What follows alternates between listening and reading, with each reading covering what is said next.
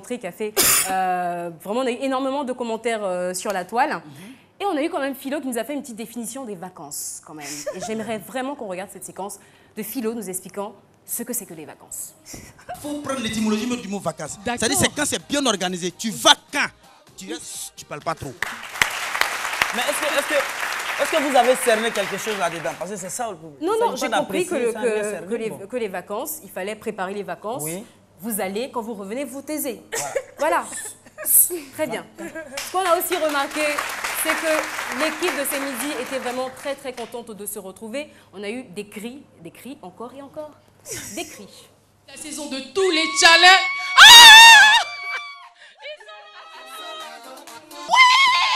On est contents!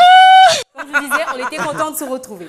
Et ensuite les chroniqueurs de ces midis, ils étaient en vacances. Qu'est-ce qu'ils ont fait pendant leurs vacances? J'ai même voyagé. J'ai tourné un peu dans chaque petite ville de la Côte d'Ivoire, comme le Philo aime le dire, les hameaux les plus reculés de la Côte d'Ivoire. J'étais à Paris, ensuite je suis allée à Amsterdam. J'ai beaucoup voyagé, j'ai chanté, j'ai maquillé. Mais ça y est. Voilà, Aya s'est pas du tout ennuyée, mais alors là, pas du tout. Mais ils n'ont pas fait que voyager, ils ne se sont pas reposés, ils ont aussi pris des résolutions. Donc on va regarder les résolutions, mais mettez ça en tête quand même, les résolutions des chroniqueurs. Oui, non pas pour m'amuser, mais pour découvrir beaucoup de choses que nous allons proposer durant cette saison. Et avant c'était assez long, donc je ne serai pas long, donc je serai très bref cette fois-ci. Je ne ferai plus la technologie. Ah oui, c'est vrai. Oui, j'ai changé, je suis devenue normale. En premier, la blouse blanche. J'ai eu un déclic.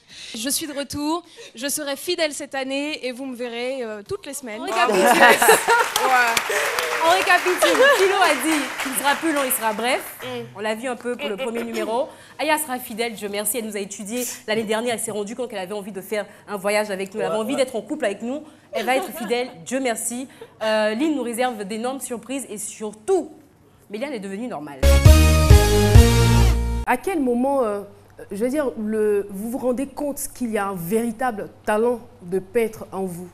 Bon, au moment où j'ai su que j'ai un véritable talent de peintre en moi, c'est lorsque le gars écrivait, quand il écrit, je lui dis, ah, tonton, ça là, je peux le faire. De la manière il a attrapé le pinceau, il a attrapé ça comme un stylo. Donc, vu que c'est plus facile, s'il faut attraper un pinceau comme un stylo, c'est facile de dessiner. Avec le don que j'avais, bon, j'ai dit, tonton, je peux le faire. Il dit, non, je ne peux pas. Toi, tu es venu, tu fais 2 mois, tu veux faire après ça. Moi, j'ai fait des années. Toi, si tu dois faire année, il dit, moi, je vais faire une année comment? Je ne peux pas faire année. Si moi, je dis, il peut faire, je peux faire. Il dit, bon, d'accord. On est arrivé à Toumoudi, où j'ai dit, je peux... Est-ce que vous ne vous êtes pas cassé la figure la première fois que vous avez essayé? Non, je n'ai pas cassé. Comment ça s'est passé? Dites-nous. Quand j'ai expliqué ça, il m'a dit, ouvertement, il était étonné, bon, il m'a regardé, il a dit, va voir.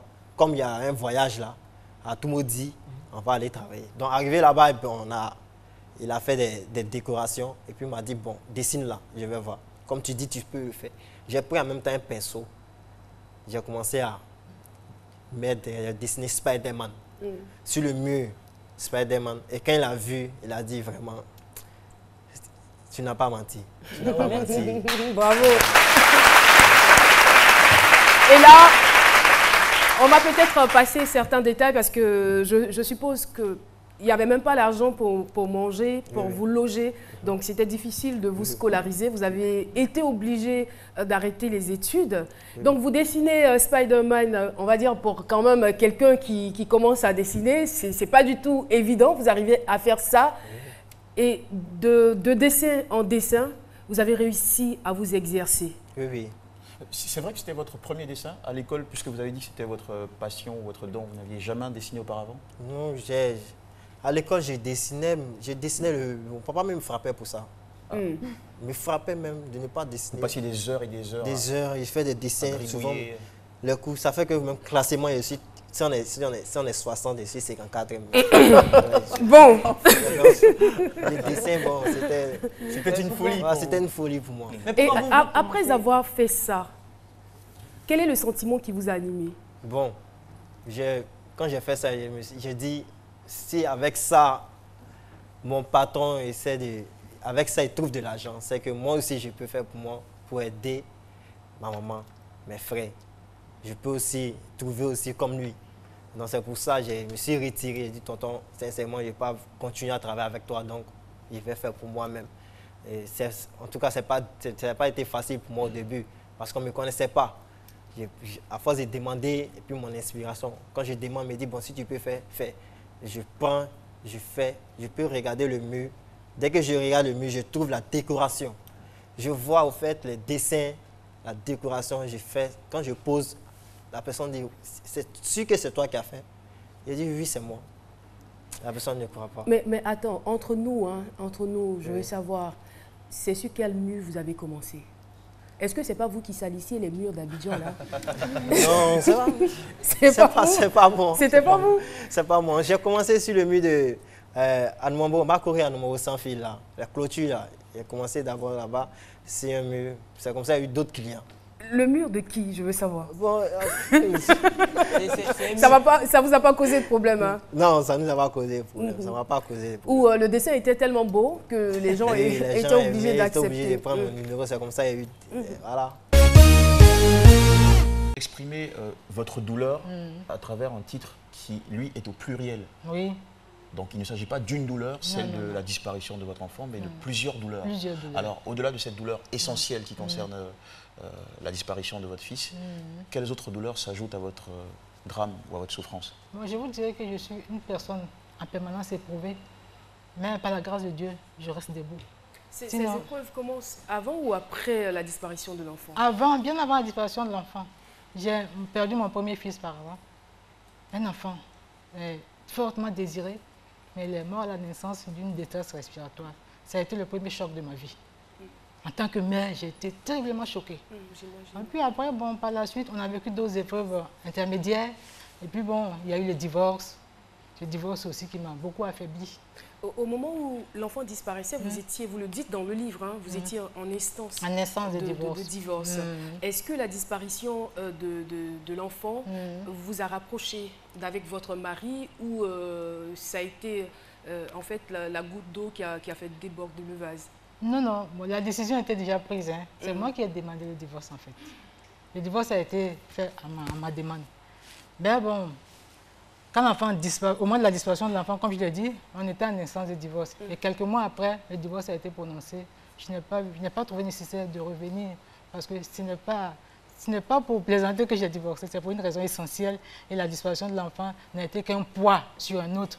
Donc revenir ne serait pas la solution. D'accord. Je ne veux pas rentrer dans votre vie privée, sinon j'allais dire c'était peut-être l'occasion pour vous de vous mettre ensemble pour supporter cette douleur qui était peut-être de trop, qui venait s'ajouter encore à votre vie. Mais je veux dire, une fois que vous écrivez le livre, qu'est-ce que cela vous apporte réellement? Est-ce que ça vous donne plus d'espoir ou vous avez peut-être l'impression que en voyant ce livre, votre fils est vivant? Oui, j'ai écrit ce livre en fait, c'est pour partager ma positivité avec tout le monde. Il ne s'agit pas de tourner la page. Je sais qu'il y a eu beaucoup de morts dans la période où l'enfant a disparu. Mais dans mon cas, je dis, en tant que mère, j'ai reçu plein de choses et j'ai le droit de partager ça, le devoir même de partager ça avec les autres pour que chacun sache que ce n'est pas en vain que je parle et ce n'est pas en vain que je reste debout en espérant le secours de Dieu. C'est des choses que j'ai reçues, je veux partager avec eux. Et cette positivité-là, nous, on veut en savoir la teneur. C'est quoi ses fondements? Comment est-ce qu'elle se manifeste chaque jour dans votre vie? Mais cette positivité, c'est à travers ma foi, comme je l'ai dit. J'ai une forte foi. Et quand on croit en Dieu, on croit fortement en Dieu, il ne vous abandonne pas. Et je reçois plein de choses positives qui m'apaisent, qui me rassurent, qui me permettent de dire, il faut peut-être partager ça avec les autres pour que chacun sache qu'il y a quelque chose à faire. Par rapport aux humiliations, si tu veux, tu restes dedans. Maintenant, celui qui ne veut pas, qui ne supporte pas, il est obligé de persévérer. Mais comment ça se manifestait justement? Je vous assure que vous n'allez pas croire quand tu as une jupe à ton âge. Une jupe? Et tu ne mets même pas de ceinture. Tu n'as pas de ceinture, donc tu mets une corde sur le pantalon trouilleux et puis on t'envoie par exemple pour aller payer des pointes. Attends, pour revenir donc à la base, c'est le pantalon de l'oncle que vous appelez la jupe. C'est le pantalon de l'oncle qu'à un certain âge, quand tu coupes, il devient bas 30. J'imagine, un joli modèle qui est certainement revenu à la mode. Voilà, vous avez des pantalons à bas 30 vous avez des pantalons à bas 30 2 fois, ça vous fait bas 60. Et ça fait le tour vraiment d'une Jeep. Vous voyez? Et donc, quand on t'envoie pour aller payer une pointe, tu ne peux pas partir parce que les élèves à Abidjan, tu quittes Toumoudi, tu arrives à Abidjan, vous voyez les enfants d'Abidjan, comme ils sont. Toi, tu viens de ton Kokumbo Toumoudi, tu arrives avec... donc, c'était difficile de sortir. Voilà. Mais vous sortiez quand même. Je vous ai dit que je sortais à 5 h du matin. Sérieux, je sortais à 5 h du matin et je ne rentrais qu'après 20 h, 21 h. Pour éviter les moqueries. Pour éviter les moqueries, mais aussi pour travailler. Je travaillais beaucoup, je faisais beaucoup de bricoles, je touchais un peu à tout. Je fabriquais déjà des pièces, des chaises, parce qu'il fallait, au moment où tu apprenais, il fallait réaliser certaines choses faciles à payer, telles que des boîtes, des boîtes où on mettait des pièces d'argent, des tabourets, des porte-manteaux surtout. Et comme j'étais vers choses, donc ça sortait comme des petits pains. Et donc, très souvent, j'avais de l'argent. Quand je descends le soir, j'avais un 6 000. Regardez dans les années 86-87. Et je payais comment vous appelez, la carte de bus de mon grand frère qui est professeur aujourd'hui. Voilà, je payais à son temps la carte de bus. Voilà. Avec mon argent de bricole, j'arrivais à faire tout ceci. Et puis, j'arrivais aussi à aider ma maman et puis mes petits frères de temps en temps avec. D'accord, donc vous allez quand même, on va dire, gravir les échelons, vous allez passer du stade de celui qui était humilié, qui était raillé, mais à ce que vous soyez aujourd'hui, je veux dire, non seulement designer, peintre, sculpteur, ébéniste, tout cela, mais en même temps, ce que je veux dire, est-ce qu'il y a un lien entre les différentes activités que vous exercez? Oui, c'est tout ceci, c'est le domaine de l'art. Et là, celui qui est passionné... Mais c'est vrai que c'est le domaine de l'art, mais le fait que vous les exerciez tous en même temps, est-ce que ça ne vous disperse pas? Bon, ça c'est dans le travail. Ne distrait pas. Voilà. On pense que on est un peu distrait, mais une fois que tu es organisé, que tu veux faire, tu arrives. Tel que quand, aujourd'hui, même à mon âge, je quitte la maison toujours à 5h30, 5h30, 6h, je suis déjà au boulot. Je commence à peindre, je commence à faire mon programme pour mes ouvriers qui vont venir. Et à une certaine heure, 8h, 9h, j'arrête pour aller sur des rendez-vous, faire des affaires. Je reviens à l'atelier pour voir comment est-ce que les gens ont travaillé. J'essaie de continuer de parfaire certaines choses. Autour de 17h, 18h, quand je descends, je me mets à la peinture. Souvent, quand je suis inspiré, je peux rester jusqu'à 2h, 3h du matin. Ça gêne, mais il faut qu'on en parle parce qu'il y a certaines personnes qui se trouvent dans cette situation et qui ont envie de savoir un peu les remèdes, comment sortir de ce flot-là. On voit partout aux abords des routes, les feux tricolores dans les véhicules de transport en commun, des gens qui se touchent partout, c'est gênant. En même temps, c'est gênant pour lui et c'est gênant pour nous qui pensons parfois. Moi, je dis que c'est ça, nous sommes dans un pays démocratique et donc il y a ce qu'on appelle la démocratie corporelle. Et donc la personne là, il est libre cette personne elle est libre de toucher son corps, mais en même temps qu'elle s'amuse gêne, la démocratie a ses limites. Moi je dis tout de suite, moi j'ai mon cabinet en tant que docteur, on reçoit des malades comme ça, on reçoit des gens qui viennent, mais nous soignons les gens, Oui. Et déjà même nous disons que depuis le bas âge déjà, ça se remarque, ceux qui se touchent, depuis quand le bébé vient au monde, déjà un bébé qui vient, qui pleure, vivement, avec vivacité, ça veut dire qu'il en veut à la vie, il veut réussir. Même bébé qui vient, il pleure. Non, mais c'est sérieux. Un bébé qui vient, qui pleure dans les mains de la sage-femme et qui fait déjà des clins d'œil à la sage-femme. Allez-y comprendre que lui là, il faut avoir chose. Mais même temps dit que c'est ce que on appelle l'éthique dans notre jargon, les techniques de l'information et de la communication. Le monsieur il communique avec son corps parce que toutes ces parties, tu communiques avec lui. Donc il les touche, c'est de la communication. Voilà, c'est de la communication. Imaginez sur l'instant que quelqu'un, vous allez pour doter une femme, vous êtes là dans la belle famille, on vous donne, on dit, ah, vous êtes venu avec tous les membres de la famille, on dit, mais qui est le concerné, mais qui est, et puis c'est là, il fait ça. Beau-père, c'est moi. Non, bon Philo. Non. Beau-père, c'est moi. Ouais, ça gêne. Voilà.